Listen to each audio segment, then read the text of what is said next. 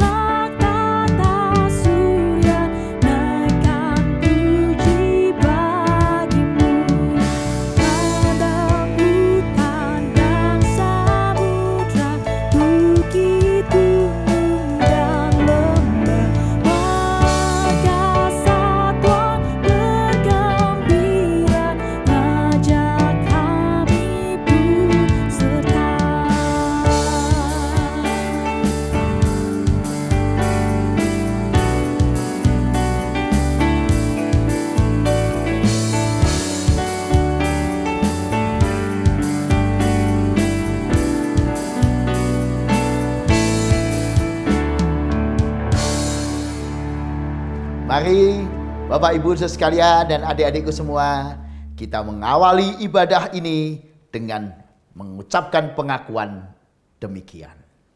Pertolongan kita adalah di dalam nama Tuhan yang menjadikan langit dan bumi, yang kasih setianya tetap untuk selama-lamanya, yang memelihara umat manusia di tengah pergumulan dan goncangan kehidupan. Amin.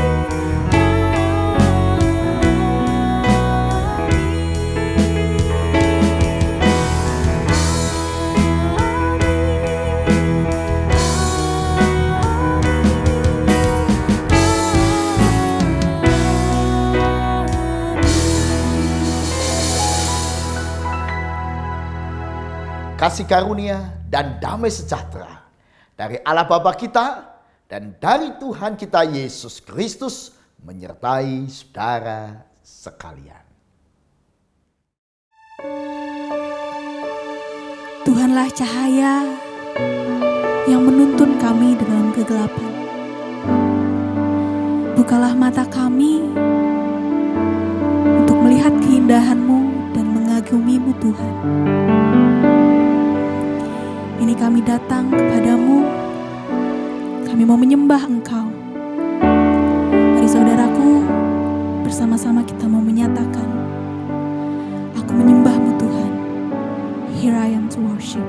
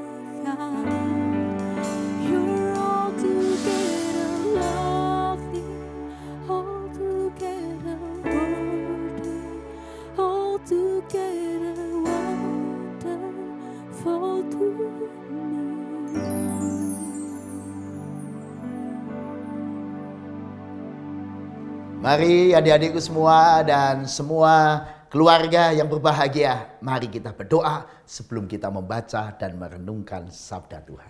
Mari kita berdoa. Ya Tuhan, kami hendak mendengarkan firman-Mu, namun kami juga sadar bahwa kami bukanlah hamba-hamba yang sempurna, melainkan hidup kami penuh dengan kelemahan bahkan dosa. Karena itu kami mohon pengampunan yang dari Tuhan, supaya oleh pengampunan yang dari Tuhan itu kami boleh mendapatkan kelegaan. Karena Tuhan berjanji kalau kami mengaku dosa dengan sungguh-sungguh, Tuhan akan mengampuni dosa kami. Dan kami juga ingin supaya kiranya Tuhan menuntun kami, supaya kami terus mengalami perubahan dan pembaruan dalam hidup, sebagai hidup yang makin kudus, makin berkenan bagi Tuhan. Berbicaralah ya Tuhan melalui pemberitaan firman ini, biarlah nama Tuhan dipermuliakan. Amin. Surat Paulus kepada jemaat di Roma pasal 12 ayat 1 sampai 8. Surat Paulus kepada jemaat di Roma pasal 12 ayat 1 sampai 8. Karena itu saudara-saudara, demi kemurahan Allah, aku menasihatkan kamu supaya kamu mempersembahkan tubuhmu sebagai persembahan yang hidup, yang kudus, dan yang berkenan kepada Allah. Itu adalah ibadahmu yang sejati. Janganlah kamu menjadi serupa dengan dunia ini, tetapi berubahlah oleh pembaharuan budimu, sehingga kamu dapat membedakan manakah kehendak Allah, apa yang baik, yang berkenan kepada Allah, dan yang sempurna. Berdasarkan kasih karunia yang dianugerahkan kepadaku, aku berkata kepada setiap orang di antara kamu, janganlah kamu memikirkan hal-hal yang lebih tinggi daripada yang patut kamu pikirkan. Tetapi hendaklah kamu berpikir begitu rupa, sehingga kamu menguasai diri menurut ukuran iman yang dikaruniakan Allah kepada kamu masing-masing. Sebab sama seperti pada satu tubuh, kita mempunyai banyak anggota, tetapi tidak semua anggota itu mempunyai tugas yang sama. Demikian juga kita, walaupun banyak, adalah satu tubuh di dalam Kristus. Tetapi kita masing-masing adalah anggota yang seorang terhadap yang lain. Demikianlah kita mempunyai karunia yang berlain-lainan menurut kasih karunia yang dianugerahkan kepada kita. Jika karunia itu adalah untuk bernubuat, baiklah kita melakukannya sesuai dengan iman kita. Jika karunia untuk melayani, baiklah kita melayani. Jika karunia untuk mengajar, baiklah kita mengajar. Jika karunia untuk menasihati, baiklah kita menasihati. Siapa yang membagi-bagikan sesuatu, hendaklah ia melakukannya dengan hati yang ikhlas. Siapa yang memberi pimpinan, hendaklah ia melakukannya dengan rajin. Siapa yang menunjukkan kemurahan, hendaklah ia melakukannya dengan sukacita. Demikian firman Tuhan. Berbahagialah setiap orang yang mendengarkan firman Tuhan, menyimpan dalam hati, dan melakukannya setiap hari. Haleluya. Shalom Bapak Ibu sekalian dan adik-adikku sekalian. Siapa di antara teman-teman dan Bapak Ibu yang suka main catur? Saya membawa bidak catur yang istimewa. Ini buatan orang Bali. Sehingga rajanya juga ukiran Bali, ratunya juga ukiran Bali. Suka main catur? Nah, andai kata kita suka main catur, pertanyaan saya, andai kata kita ini boleh milik menjadi salah satu bidak ini, kita suka jadi bidak yang mana? Wah Pak, saya ingin jadi raja Pak, yang paling dilindungi. Ya ini seluruh catur ini permainan melindungi raja. Nah, tapi kadang-kadang ada juga orang yang merasa, Pak saya ingin jadi seperti ratu Pak, yang melindungi rajanya. Wah bisa bergerak lincah kemana saja. Atau mungkin ada yang ingin menjadi menteri, kuda, atau benteng. Tetapi mungkin sedikit ya yang ingin menjadi pion. Ya, ini pion ala Bali. Wah, bagus banget ya. Dan ini pion yang biasa, catur biasa. Wah, kecil pion. Memang pion itu kecil.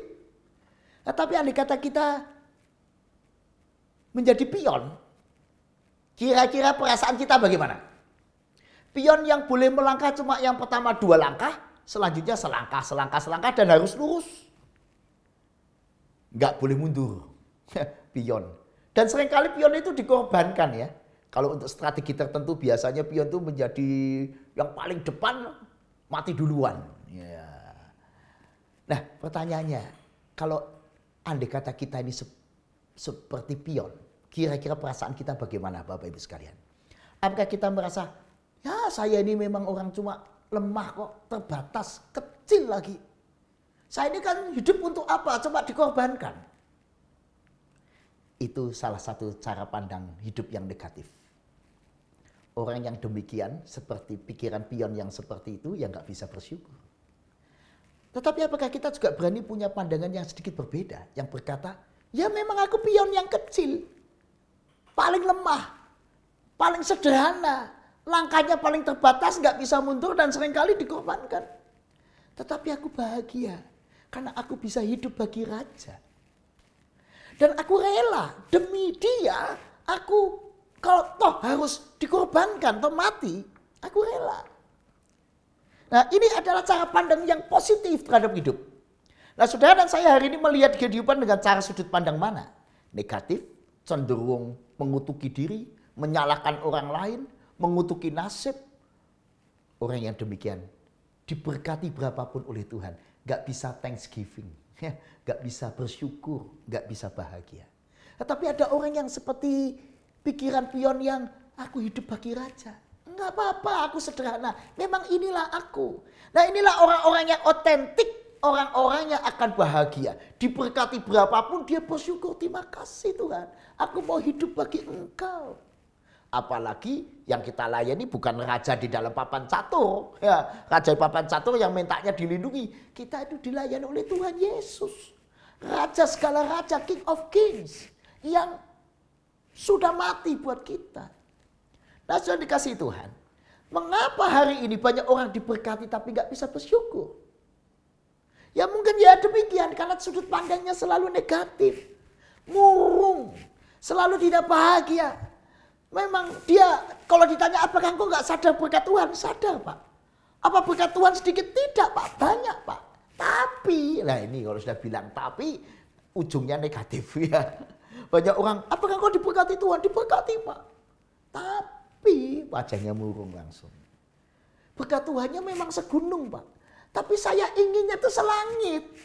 Saya ingin punya penghasilan yang selangit. Bukan segunung Pak. Dan kadang-kadang orang kalau diberkati walaupun banyak tapi terus mendapatkan sekian, terus lama-lama yang sekian terasa sedikit ya kan. Contoh, kalau saudara hari ini mendapatkan uang katakanlah 10 juta. Wah terima kasih Tuhan 10 juta. Bulan berikutnya dapat 10 juta. Wah terima kasih Tuhan. Bulan kelima 10 juta. Mungkin wajahnya sudah gak senyum lagi. Ya biasa. 10 juta sudah biasa. Apalagi kalau setahun kemudian dapat 10 juta. Mungkin sudah mulai cemberut. Kok cuma 10 juta ya? Kok enggak meningkat? Nah ini loh. Banyak orang enggak bersyukur pada Tuhan. Wajahnya enggak bisa bersukacita. Mendapatkan banyak rezeki, banyak berkat. Dikasih keluarga, dikasih pekerjaan, dikasih Tuhan. Studi yang bagus dan hidup yang menarik. Tapi enggak bisa bahagia. Kenapa? Ya itu berkat Tuhan yang banyak itu lama-lama terasa biasa. Tidak istimewa lagi. Dikasih istri yang cantik, yang baik. Lama-lama jadi biasa. Gak bersyukur lagi atas istri, atas suami yang baik. diberi pekerjaan yang baik, lama-lama jadi biasa, nggak merasa bersyukur atas pekerjaan. Diberi rezeki yang banyak, bisa beli mobil, bisa beli ini dan itu, walaupun mungkin lewat proses yang harus penuh perjuangan, nggak bisa bersyukur. Kenapa? Sudah biasa banyak. Jadi seolah kita menjadi orang yang menuntut Tuhan untuk meningkatkan berkatnya terus. Tuhan meningkat sampai ke langit berkatnya. Nah, karena itu kita nggak bisa bahagia. Apalagi kalau kita merasa persoalan kita terlalu besar. Sehingga persoalan sepertinya seperti segunung menutupi berkat Tuhan. Jadi yang ada cuma persoalan Tuhan. Ya berkatmu banyak, tapi persoalanku banyak. Yang dilihat cuma persoalan dan persoalan. Dan anehnya saudara, banyak orang yang tadi kepuasannya atas berkat Tuhan makin lama makin menurun. Berkat Tuhannya tetap banyak. Dan Tuhan selalu peduli kita. Tapi kita merasa gak makin puas. Biasa berkat Tuhan. Makin merasa, ya Tuhan kan memang harus memberkati saya.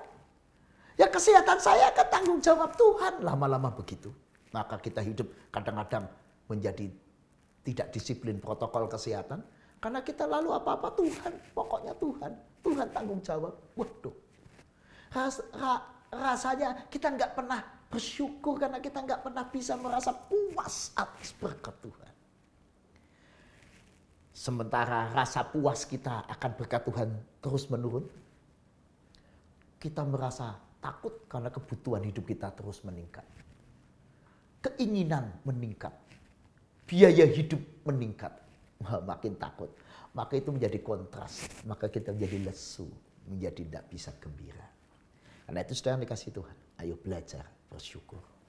Kita harus mensyukuri betapa besarnya kasih Allah kepada kita. Walaupun mungkin kita cuma seperti pion dalam hidup ini. Hidup yang terbatas. Hidup yang sederhana, kecil, lemah. Atau seperti bejana, tempayan, kita mungkin bisa retak. Kita bisa mudah pecah. Tetapi kalau di tangan Tuhan bejana retak itu pun bisa diperbaiki dan jadi berkat. Di tangan Tuhan, pion ini pun berguna. Beranikah kita berkata, terima kasih Tuhan. Walaupun aku kecil, lemah dan terbatas. Walaupun aku bukan presiden. Walaupun aku bukan pejabat. Walaupun aku bukan seorang seperti hero. Atau seperti konglomerat. Aku cuma orang biasa. Suami biasa, istri biasa, ibu rumah tangga biasa, mahasiswa biasa, aku pribadi biasa, masyarakat biasa. Tapi terima kasih Tuhan mau memakai aku menjadi alat Tuhan. Untuk melayani keluargaku, melayani sekitarku, melayani gerejaku, melayani duniaku sejauh yang aku bisa. Aku memang langkahku kecil seperti langkah-langkah pion dalam bidak catur. Cuma langkah, selangkah. Enggak seperti menteri ya. Wah. Apalagi seperti ratu. Wah, langkahnya bisa hebat. Aku enggak sehebat dia. Aku cuma pion. Beranikah kita berkata, Tuhan, terima kasih. Keterbatasanku justru membuat aku makin bersyukur karena aku yang terbatas ini dipakai oleh Tuhan. Kalau saudara saya merasakan syukur yang besar, maka saudara bisa memberikan persembahan yang terindah, yaitu seluruh hidup kita sebagaimana tema kita. Hidupku persembahanku. Mari kita persembahkan hidup kita, walaupun kita kecil terbatas. Berapa banyak yang kita persembahkan Pak? 100%. Loh, masa bisa Pak? 100% hidup kita dipersembahkan. 100% waktu kita dipersembahkan. 100% harta kita dipersembahkan. 100% penghasilan kita dipersembahkan. Waduh, kantong kolektornya nggak cukup Pak. Ini pandangan yang keliru ya. Kalau memandang bahwa memberi persembahan 100% itu berarti seluruh diri kita dimasukkan kantong kolektor, ya nggak cukup. Atau seluruh harta kita diserahkan ke gereja. Ya gerejanya tambah bingung ya. Kalau semua orang ngirimkan mobilnya, rumahnya, hartanya ke gereja 100%, ya gerejanya jadi bingung ya. Kayak pegadaian lama-lama ya, harta-harta datang. Bukan begitu. Kalau kita diajak memberi persembahan 100% sebagaimana ajakan Roma 12 ayat 1. Karena itu saudara-saudara, demi kemurahan Allah aku menasihatkan kamu. Supaya kamu mempersembahkan tubuhmu sebagai persembahan yang hidup, yang kudus dan yang berkenan kepada Allah. Itu adalah ibadahmu yang sejati. Mempersembahkan tubuhmu. Persembahan hidup ya memang 100%. Pak, jadi kita enggak mempersembahkan persepuluhan ya Pak? Oh enggak. Kita memberi semuanya buat Tuhan. Tapi sekali lagi jangan salah kira. Kalau semuanya itu bukan berarti lalu uang kita, gaji kita 100% dikirim ke gereja. Bukan. Apa artinya 100%? Seluruh hidup kita. Seluruh waktu kita. Seluruh harta kita. Nah, kita diminta menjadi seperti pion kecil ini. Tapi maksimal. Maksimalkan hidup kita. Dengan cara bagaimana? Pembaruan budi. Roma 12 ayat yang kedua. Janganlah kamu menjadi serupa dengan dunia ini, tetapi berubahlah oleh pembaruan budimu. Sehingga kamu dapat membedakan manakah kehendak Allah, apa yang baik, yang berkenan kepada Allah dan yang sempurna. Dalam terjemahan yang lain dikatakan, biarkan Allah membuat pribadimu menjadi baru. Supaya kalian berubah. Saudara, ini menarik. Mempersembahkan tubuh kita, hidup kita, seluruh waktu kita kepada Tuhan. Dengan cara bagaimana? Yang pertama, mengizinkan Tuhan mengubah mindset hidup kita. Ketika kita seorang businessman, mindsetnya diubah. Aku bekerja bukan untuk mencari uang untuk diriku, tapi aku bekerja untuk menjadi berkat. Untuk keluarga dan orang-orang lain, untuk karyawan, untuk semua orang yang kulayani. Aku hidup bukan untuk kekayaan, tapi aku hidup untuk berbagi kasih. Menjadikan diriku terang dan garam dunia. Itu dua hal tujuan hidup yang berbeda, saudara. Yang satu hidup untuk dirinya, yang lainnya ajakan Tuhan. Hidup untuk melakukan kehendak Tuhan. Karena itu diajak pertama memperbarui budi. Supaya itu seluruh hidup kita bisa dipakai Tuhan. Seperti pion kecil ini. Kalau mau dipakai yang ikuti aturan. Nggak boleh jalan semaunya sendiri. Ikuti aturan. Aturan apa yang membuat kita bisa dipakai Tuhan? Kalau budi kita. Budi pekerti kita. Nilai-nilai hidup kita. Sejalan dengan Tuhan. Apa yang sesuai kehendak Tuhan. Yang baik sesuai firman. Apa yang berkenan pada Allah. Yang mulia. Yang unggul. Kasih. Yang sejati. Dan yang sempurna. Yang kita praktekkan dengan sungguh-sungguh. Seperti teladan Yesus. Kasih yang sempurna. Yang nyata. Jadi ajakan firman Tuhan adalah mempersembahkan diri. Yang pertama adalah renewing of your mind. Memperbaiki pola pikir kita. Pola pikir dalam berumah tangganya itu berubah. Jangan egois. Pola pikir di dalam bekerja, pola pikir dalam studi berubah. Menjadi seperti yang Tuhan inginkan, yang baik, yang berkenan pada Allah. Itu artinya apa? Ketika kita bersyukur atas diriku seberapapun kecilnya dan terbatasnya hidup kita, kita sadar Tuhan walaupun aku kecil, pakailah aku menjadi alatmu. Walaupun aku cuma pion yang kecil, pakailah aku. Jadi perjuangan mempersembahkan tubuh kita yang pertama adalah memperjuangkan dalam diri kita. Memperjuangkan supaya pola pikir dan nafsu keinginan kita itu dikuasai, menguasai diri. Artinya apa? Merubah kepribadian kita supaya sejalan dengan rencana Allah. Supaya kita bisa dipakai Tuhan jadi berkat. Hanya orang-orang yang mau memperbaiki kepribadiannya, memperbaiki mindsetnya, pola pikirnya yang bisa dipakai Tuhan. Dan orang yang demikian, orang yang mempersembahkan hidupnya, tubuhnya, seluruh dirinya bagi Tuhan. Mengapa kita perlu memperbaiki? Sekali lagi seperti papan catur ini. Karena tiap bidak ini mau dipakai oleh sang tangan agung.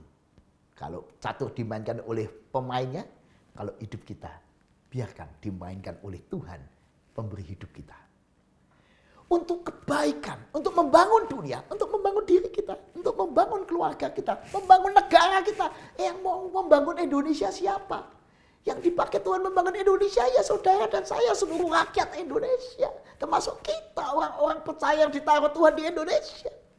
Karena itu di ayat yang ketiga, dalam terjemahan yang lain, bahasa Indonesia sehari-hari dikatakan demikian. Berdasarkan kasih karunia yang dianugerahkan kepadaku, hendaklah kamu berpikir begitu rupa, sehingga kamu menguasai diri. Menurut ukuran iman yang dikaruniakan Allah kepada kamu masing-masing. Artinya kita diminta menguasai diri. Pak, menguasai diri itu seperti apa? Nah, ini artinya menguasai diri. Menjadi pribadi yang bisa membedakan. Bagi pribadi yang dewasa itu bisa membedakan apa yang baik, seperti di ayat yang kedua, apa yang berkenan kepada Allah, dan apa yang sempurna. Berarti yang dibedakan apa? Yang tidak baik, yang Tuhan tidak berkenan, dan yang tidak sempurna. Jangan kita lakukan. Jadi walaupun kita itu terbatas dan kecil, seperti pion-pion ini, mungkin waktu kita terbatas, kita cuma 24 jam. Dipakai 6-7 jam untuk tidur, untuk makan 1 jam, plus makan 3 kali ya, 1 jam ya, ditambah mandi, ditambah ya ini itu sedikit, keluarga dan sebagainya. Maka sebenarnya waktu kita memang terbatas. Untuk bekerja ya biasa 8, 9, 10 jam. Untuk belajar, untuk keluarga, untuk semuanya. Waktu kita 24 jam, cuma 24 jam. Tapi kuasai diri. Supaya 24 jam itu jadi berkat. Untuk dirimu, untuk keluarga, untuk gerejamu, untuk sesamamu, untuk bangsa negaramu, untuk masyarakat sekelilingmu, untuk duniamu. Nah itulah orang yang dewasa. Bisa membedakan 24 jamnya saya pakai untuk apa ya? Untuk diriku semua? Enggak. Itu namanya orang enggak dewasa. Enggak bisa menguasai diri. Namanya tidak mempersembahkan tubuh. Kalau kita dikasih dana atau harta. Kalau kita punya gaji. Katakanlah gaji kita setiap bulan mendapatkan gaji 2 juta. Bagaimana kita menguasai diri? Memanage diri. Supaya 2 juta ini bisa kupakai untuk diriku, untuk keluargaku, untuk melayani gerejaku, melayani masyarakat, dan semua peran tanggung jawabku sebagai manusia di dunia ini. Gak bisa egois, pokoknya ini gajiku untuk aku. Gak peduli orang lain, gak peduli gereja, gak peduli keluarga. Ini namanya orang yang tidak menguasai diri, yang tidak dewasa. Orang dewasa bisa membeda-bedakan ini baik gak ya? Menggunakan uang 2 juta untuk diri sendiri, baik gak ya? Memberi gereja dari gajiku yang 2 juta itu berapa ya? Oh, akan kuberi gereja 20.000 rupiah saja. Apakah itu dewasa? Atau memberi persembahan pada gereja 50.000 dari 2 juta. Apakah itu dewasa? Terserah Anda. Tuhan tidak pernah menuntut kamu harus memberi sekian. Tuhan ingin saudara dan saya dewasa. Orang dewasa itu memiliki pertimbangan yang mandiri. Enggak disuruh harus 10%. Enggak. Itu namanya malah tidak dewasa. Hanya berdasarkan rumus aturan 10%. Tetapi kita memberi karena kita sadar, dewasa. Ini baik. Aku tanggung jawab sebagai anggota masyarakat. Ada tetangga yang kesusahan, aku ikut partisipasi sesuai kemampuanku. Nah, jadi mempersembahkan tubuh berarti kita membayangkan dan melihat diri kita, peran-peran kita di tengah masyarakat, di tengah keluarga. Lalu waktu kita, harta kita, gaji kita, karunia-karunia yang Tuhan berikan, kesempatan yang Tuhan berikan, kemampuan yang Tuhan berikan, segala sumber daya yang kita miliki. Mari kita bagi, kita manage, kita kelola dengan baik. Menguasai keinginan, dia pinginnya ya semua waktu untukku. Inginnya semua gaji ya untukku. Kok bisa ya semuanya nggak peduli orang. Itu namanya orang tidak dewasa. Karena itu ayo kita buat prioritas. Prioritas. Tentu saja keluarga adalah prioritas nomor 1. Karena kita diberi tanggung jawab memelihara keluarga dan anak-anak kita. Masa depan anak kita juga prioritas. Tapi harus ada keseimbangan. Gak cuma keseimbangan. Gak cuma mikir keluargaku. Ya mikir keluargamu. Keluarga. Keponakan. Maksud saudara-saudara kita. gereja kita, keseimbangan. Ayo diatur. Bagaimana ini rasa syukur kita? Perhatian, keseimbangan supaya semua diperhatikan. Tentu saja yang disebut keseimbangan tidak sama rata sama rasa, enggak. Keseimbangan artinya berdasarkan prioritas yang kita pergumulkan dengan dewasa dan bijak. Termasuk tujuan hidup kita. Kalau kita dipanggil menjadi terang dan garam di tengah dunia, tentu saja kita harus lakukan. Berarti kita juga berbagi kasih dengan masyarakat dan sesama kita. Karena kitalah garam dan terang dunia. Itu panggilan kita. Jadi orang yang dewasa itu tahu yang baik, yang benar, yang harusnya dia lakukan. Pertanyaan saya, bagaimana engkau dan saya hari ini mengelola waktu dan materi yang Tuhan berikan? Apakah sudah menunjukkan Anda seorang Kristen yang dewasa, yang punya prinsip yang benar? Prinsip saudara dengan prinsip saya mungkin bisa beda. Persembahan saudara kepada Tuhan melalui gerejanya bisa beda satu dengan yang lain. Tapi kedewasaan saudara dan saya itu menunjukkan seberapa imanmu dan cintamu kepada Tuhan. Mari kita maksimalkan hidup kita membagikan orang lain. Nah, ini juga tidak bagus saudara, sikap yang seperti ini.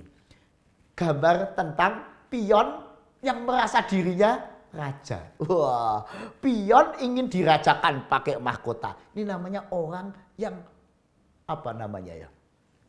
angkuh, sombong ya, merasa dirinya aku ini bukan pion. Aku ini pion yang super. Wah, rajanya pion atau malah seperti raja. Nah, ini cara berpikir yang seperti ini menjadi orang ingin diistimewakan membuat kita ini susah. Kerja ingin diistimewakan.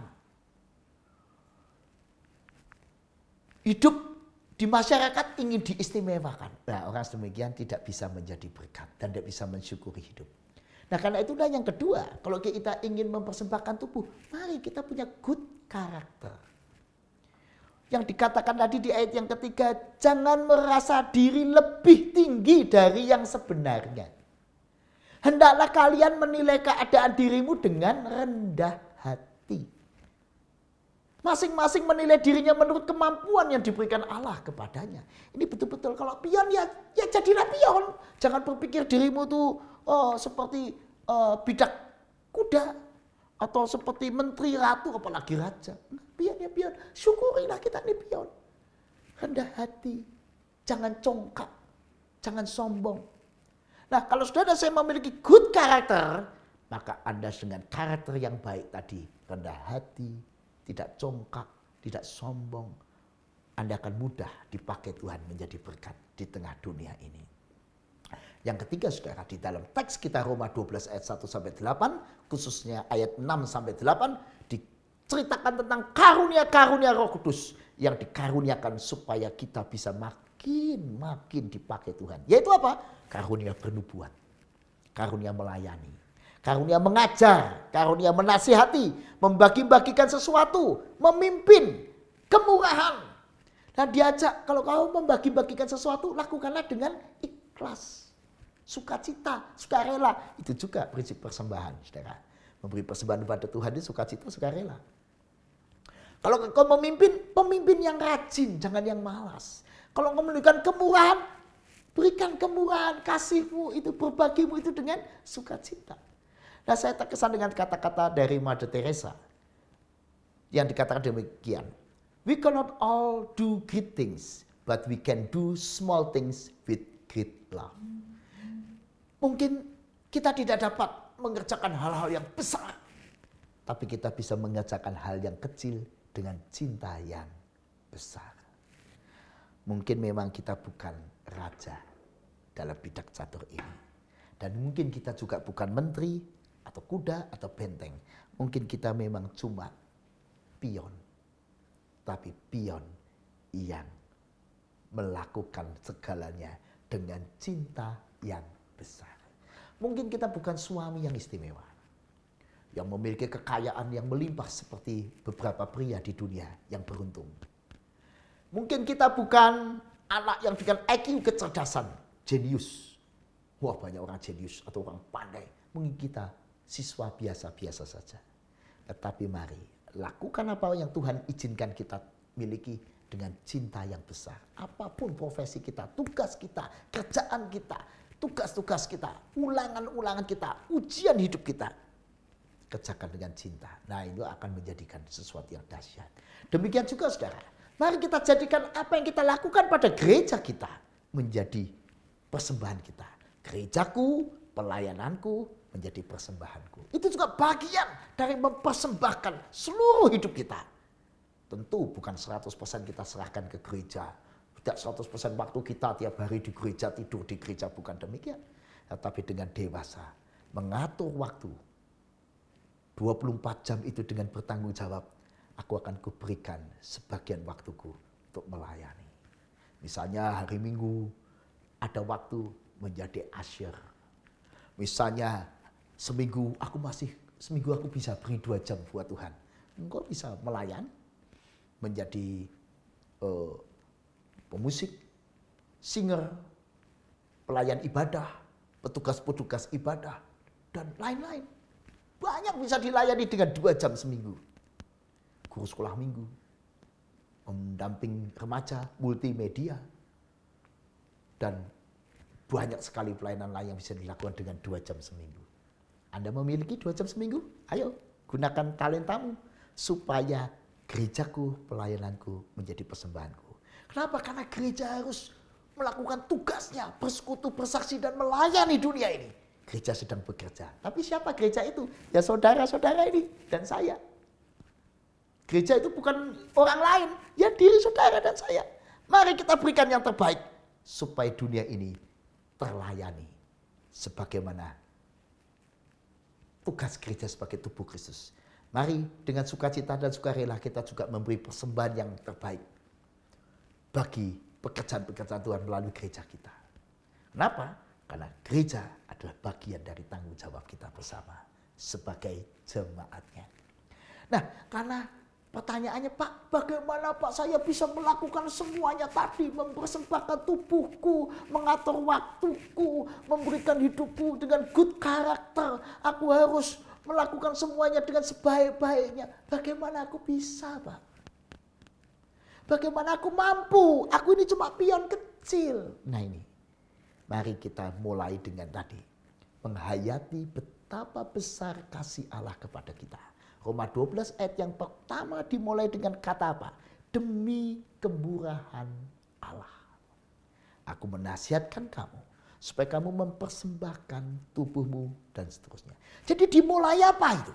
Untuk bisa mempersembahkan tubuhmu demi kemurahan Allah. Atau dalam terjemahan yang lain, karena Allah sangat baik kepada kita. Itu sebabnya saya minta dengan sangat supaya kalian mempersembahkan diri. Apa basic dan dasar alasan mengapa kita mempersembahkan seluruh hidup kita? Dengan kata lain mempertanggungjawabkan, menguasai diri kita, memanage diri kita sebaik-baiknya. Mengapa kita lakukan semuanya itu? Karena Allah sangat baik kepada kita. Karena Yesus selalu baik pada kita. Menyertai, memberkati, dan berkatnya selalu nyata juga mengiringi hidup kita. Dan dikasihi Tuhan, kalau rasa syukur kita besar, maka hati kita ini tidak sumpek.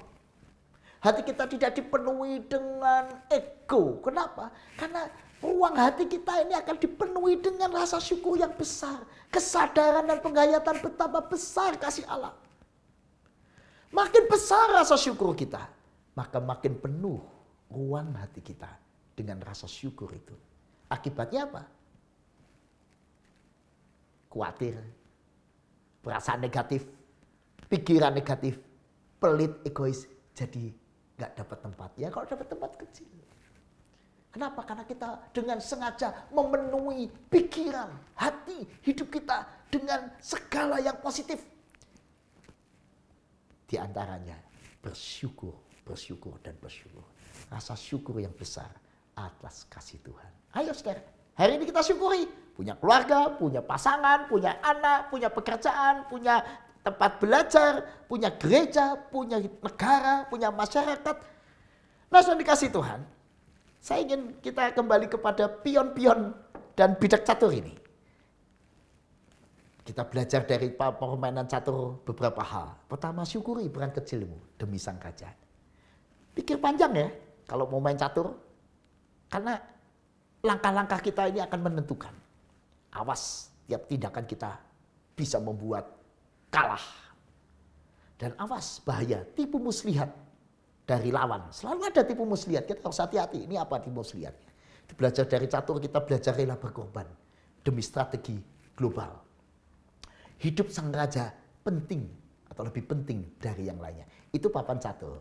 Dan yang hebatnya pion selalu maju, tidak pernah mundur. Wah, pantang menyerah. Tapi hari ini kita lebih bersyukur lagi karena kita bukan bidak catur. Tapi kita adalah anak-anak Tuhan. Dan Yesus tidak seperti raja di dalam bidak catur ini. Yang minta dilayani, yang minta semua berkorban demi dia. Tidak. Yesus sudah berkorban buat saudara dan saya sebelum kita melangkah maju. Yesus sudah melakukan semuanya untuk kita. Dan dia juga yang mendorong kita untuk berbuat. Karena itu mari kita bersyukur atas setiap peran yang Tuhan berikan pada kita. Seberapapun kecilnya. Walaupun kita, Pak saya cuma ibu rumah tangga. Oh itu peran yang besar ibu rumah tangga. Kalau engkau melakukannya dengan penuh cinta. Dengan sungguh-sungguh. Hal kecil kalau dilakukan dengan sungguh-sungguh akan menjadi sesuatu yang besar. Gunakan seluruh karunia dan talentamu untuk menjadi seorang ibu rumah tangga yang baik. Pak, saya ini kerjaannya apa? Pak, saya cuma seorang tukang, cuma seorang supir. Gunakan itu dengan sungguh-sungguh, dengan seluruh talentamu, dengan kesungguhan hatimu. Kau akan menjadi driver, kau akan jadi tukang yang hebat, jadi berkat. Apapun yang kesempatan Tuhan berikan, setiap pilihan akan menentukan masa depan dirimu dan pekerjaan Tuhan. Ayo, pandang dirimu berharga seperti pion-pion ini. Awas, ada tipu daya sang iblis yang selalu menjadi lawan catur kehidupan dengan Tuhan kita. Wah, Tuhan main catur kehidupan dengan iblis. Dan kita alat-alat Tuhan, jangan jadi alatnya iblis, ya kan? Dan Yesus selalu mendukung pergumulan kita. Jadi pertanyaannya, mau dan sediakah saudara menjadi orang-orang yang terus memberi hidup kita sepenuhnya di tangan Tuhan? Dan orang yang demikian bisa berkata, Bapa, ku persembahkan hidupku, tubuhku, diriku, waktuku, semua yang ku miliki 100% untuk kemuliaan nama-Mu. Pakailah aku untuk pekerjaanmu. Sudah dikasih Tuhan, saya ingin melengkapi khotbah ini dengan satu kesaksian. Tanggal 8 Februari 2021, seorang bapak usia 94 tahun meninggal. Saya kira ya biasa ya berita meninggal. Dan kita juga biasa juga melihat tokoh-tokoh meninggal. Tapi yang satu ini istimewa. Kenapa? Karena pertama kita jarang mendengar namanya. Tapi disebutkan peranannya yang begitu besar bagi Indonesia. Orang yang tidak kita, lu siapa toh? Nggak pernah disebut dalam buku-buku. Jarang diceritakan. Ini mirip dengan pion yang tadi saya ceritakan. Orang-orang yang tidak dikenal dalam perjuangannya. Siapa sangka seorang yang bernama Tongju. Tongju pada 8 Februari kemarin meninggal pada usia 94 tahun. Dia sebenarnya lebih dikenal sebagai seorang pengusaha kapal atau pengusaha ekspedisi. Tetapi setelah dia meninggal semua orang digemparkan dengan data siapa dia.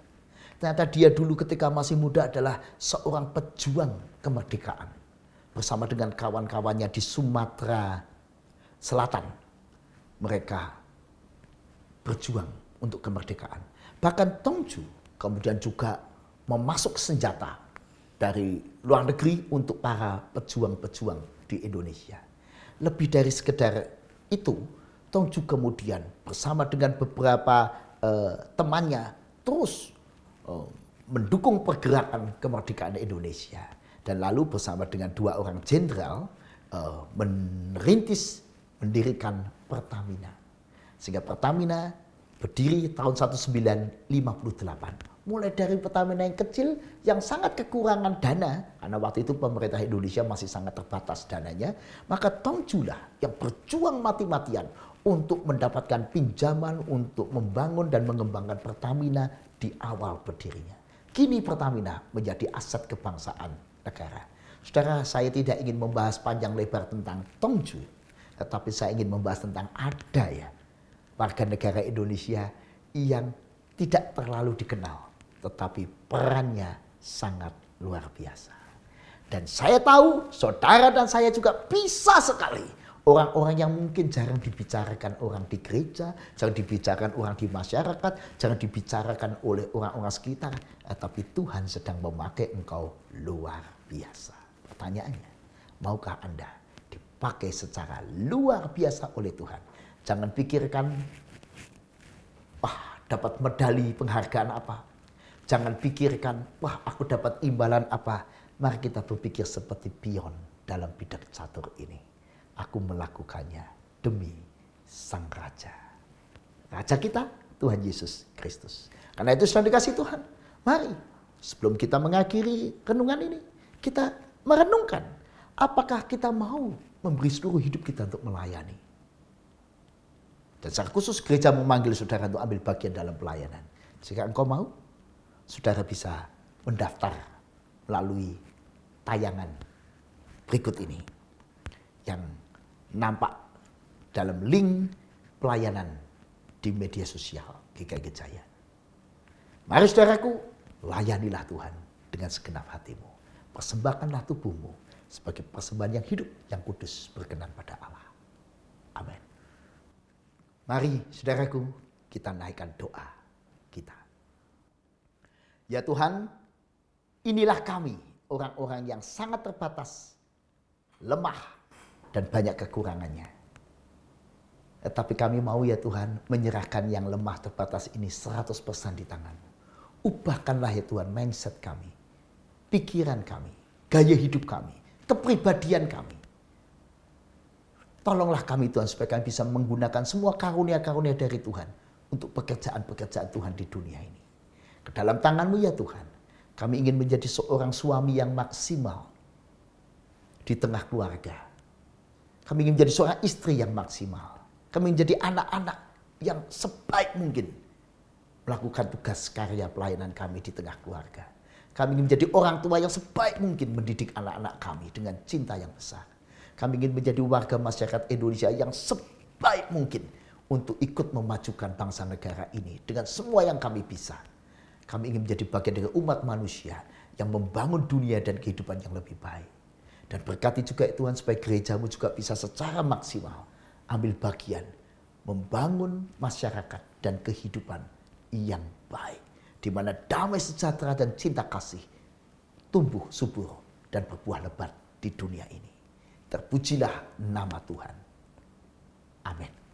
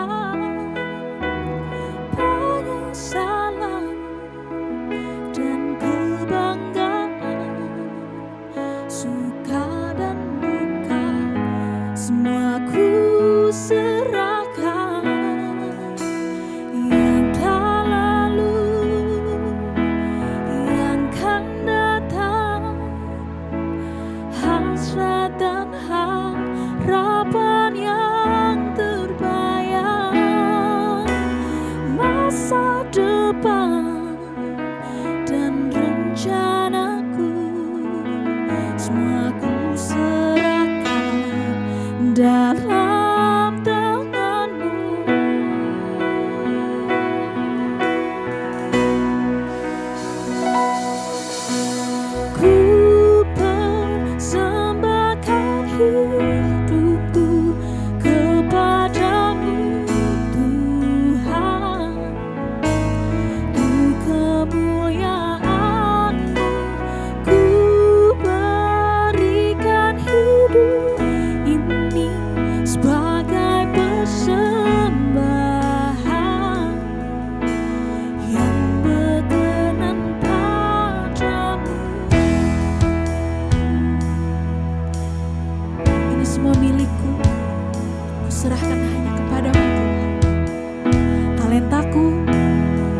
kasihku, ku persembahkan hanya untuk kemuliaan nama-Mu Tuhan.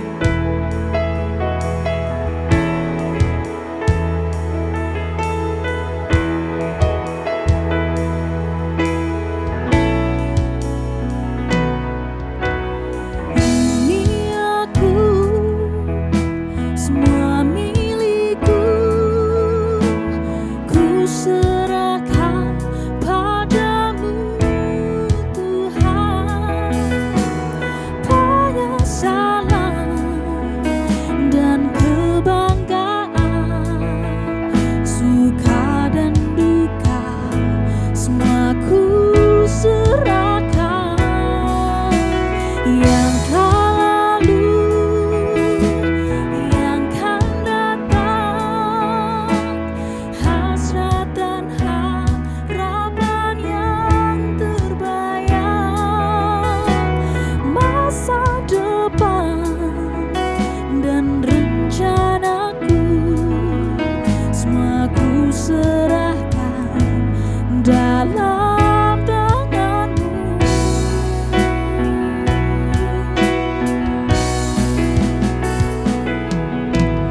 Ku persembahkan hidupku kepadamu Tuhan.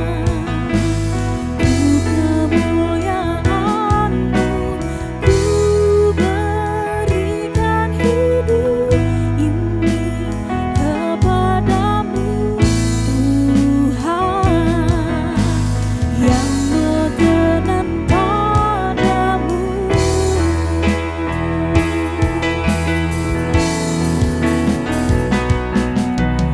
Ku persembahkan hidupku kepadamu Tuhan. Ku kemuliaan-Mu, ku berikan hidup ini sebagai persembahan yang berkenan padamu.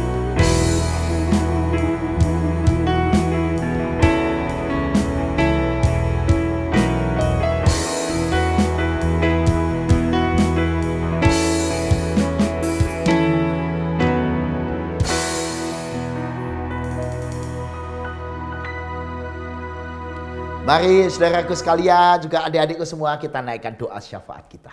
Mari kita berdoa. Ya Tuhan, kami mau berdoa buat dunia yang hari ini masih juga berduka karena pandemi COVID-19 yang melanda hampir semua negara, bahkan juga di tengah bangsa kami Indonesia. Belum juga pandemi ini bisa dikalahkan. Oh Tuhan, tolonglah orang-orang yang berduka karena pandemi ini, hiburkanlah mereka ya Tuhan. Berjuta orang mengalami duka. Tapi juga berdoa buat orang-orang yang sakit, supaya boleh mendapatkan kekuatan, ketabahan dalam mengalahkan sakit penyakit ini. Terutama ya Tuhan, berkatilah di seluruh dunia juga di tengah bangsa kami Indonesia, supaya fasilitas kesehatan boleh tercukupi dan memadai. Secara khusus obat-obatan dan juga para dokter dan perawat. Berkati mereka yang berjuang ya Tuhan untuk memberikan pemulihan, untuk mendampingi pengobatan. Berkati para dokter dan perawat supaya mereka tetap terjaga aman dari pandemi ini. Terutama juga keluarga mereka, supaya mereka juga bisa tenang dalam mendampingi orang tua mereka, keluarga mereka yang melayani masyarakat. Ya Tuhan, kami serahkan juga gereja kami, GKI Gejayan, supaya kami semakin bersemangat di tengah pandemi ini, makin menjadi berkat melayani mereka yang sakit, yang terdampak karena pandemi ini, mereka yang sedang susah, yang sedang mengalami berbagai pergumulan hidup. Biarlah kasih karunia Tuhan menyertai kami dalam perjuangan kami, memberikan damai sejahtera, penghiburan, kekuatan, ketabahan bagi orang-orang yang ada di sekeliling kami. Kiranya Tuhan yang menolong, yang menghibur, menguatkan mereka melalui kami sekalian.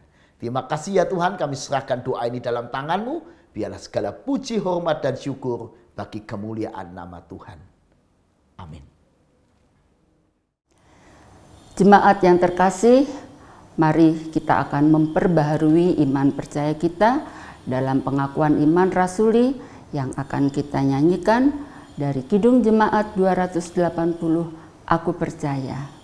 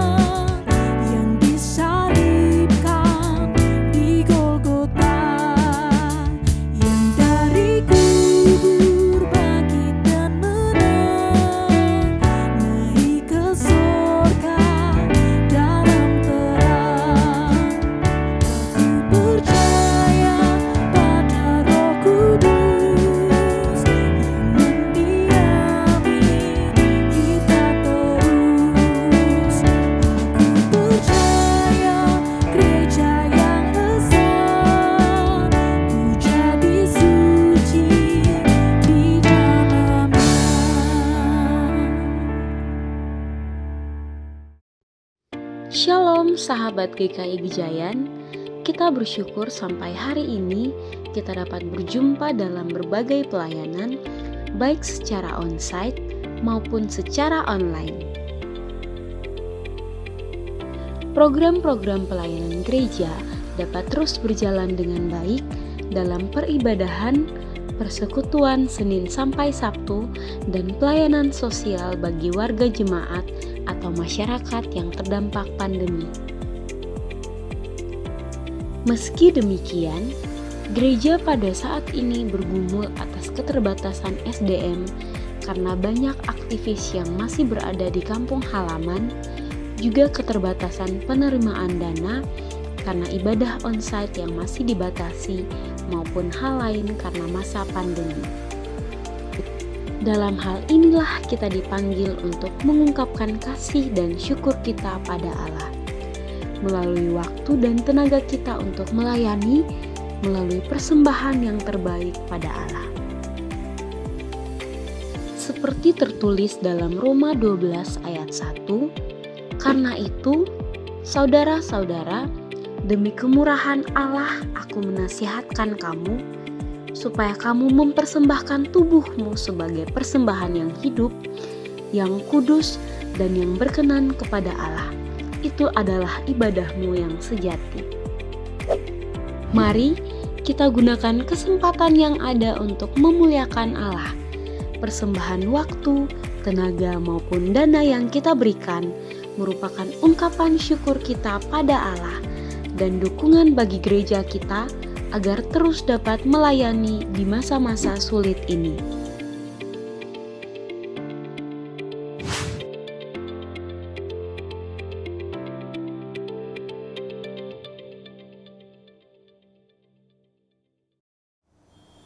Jemaat yang terkasih, mari kita bersama mengumpulkan persembahan syukur kita kepada Tuhan sebagai ungkapan syukur dan terima kasih kita kepada Tuhan dengan mengingat firman Tuhan dalam 2 Korintus 9 ayat 7. Hendaklah masing-masing memberikan menurut kerelaan hatinya, jangan dengan sedih hati atau karena paksaan.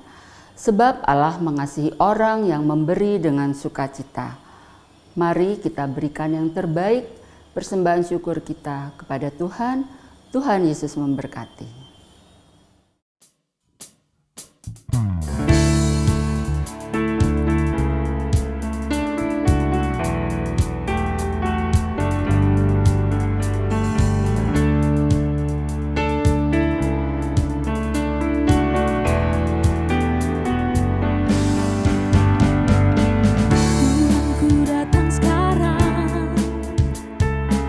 Satu hal ku rindu mau nyatakan.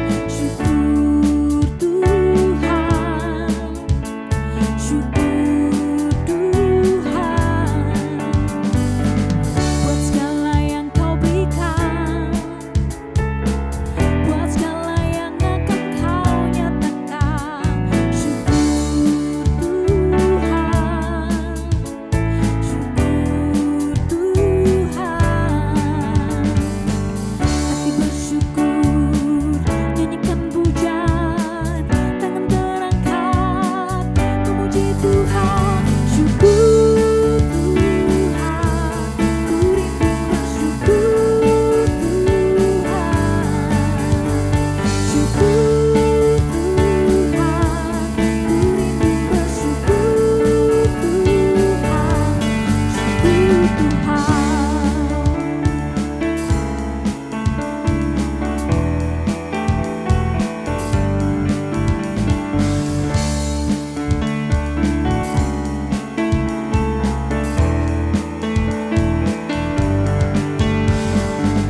Buat karya di hidupku,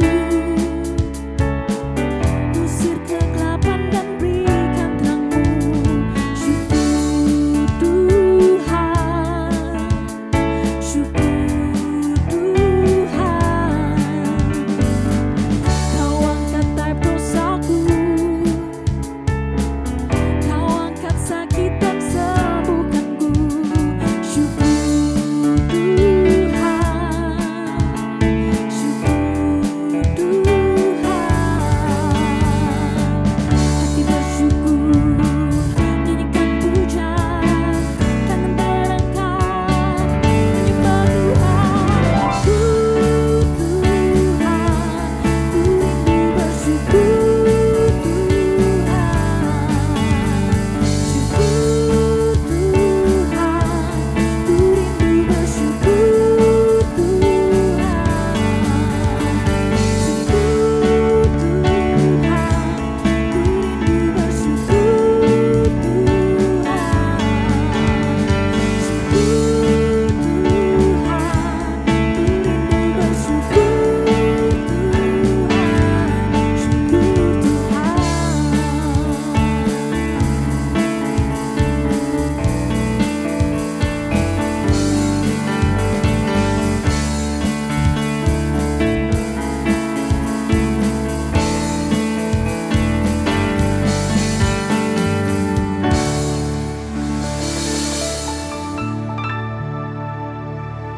Jemaat yang terkasih, mari kita satukan hati kita untuk menyerahkan persembahan kita kepada Tuhan di dalam doa.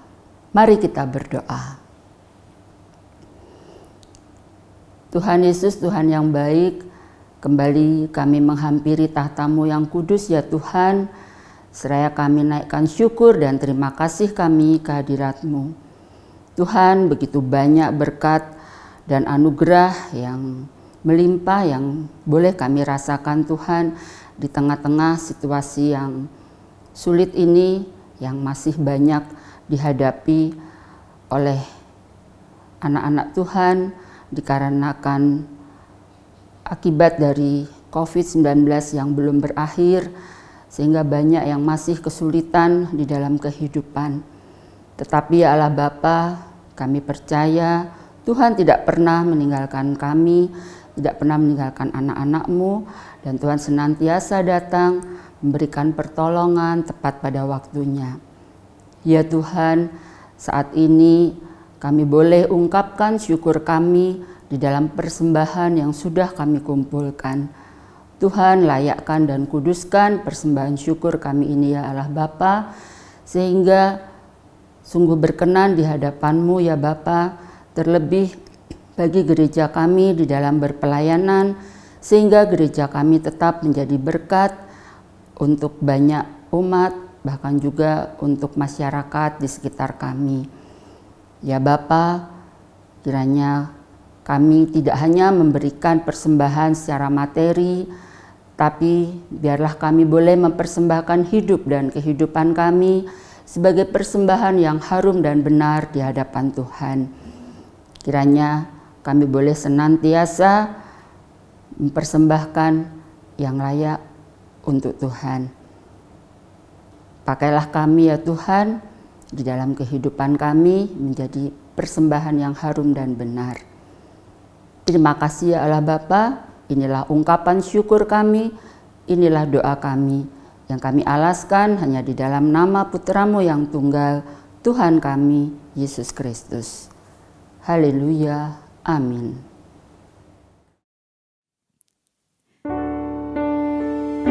Bersama kita mau kembali dalam keseharian kita untuk melanjutkan ibadah kita yang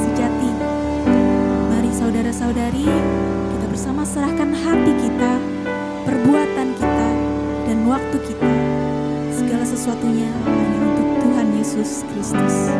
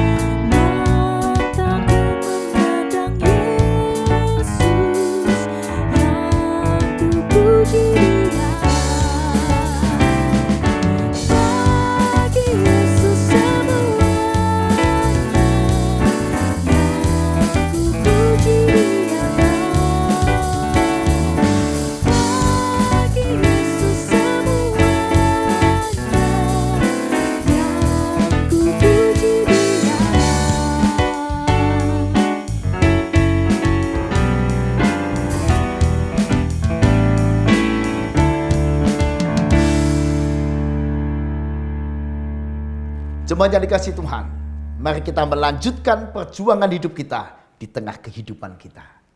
Mari jadikan hidup kita persembahan kita bagi kemuliaan nama Tuhan. Walaupun kita ini lemah, bagaikan bejana-bejana, dan bisa juga seperti bejana yang retak, yang terbatas, yang lemah. Namun Tuhan akan pakai kita menjadi berkat. Karena itu jadilah garam dan terang dunia dimanapun saudara dan saya berada. Dan terimalah berkat Tuhan.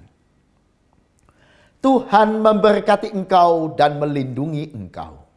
Tuhan menyinari engkau dengan wajah-Nya dan memberi engkau kasih karunia. Tuhan menghadapkan wajah-Nya kepadamu dan memberi engkau damai sejahtera. Amin.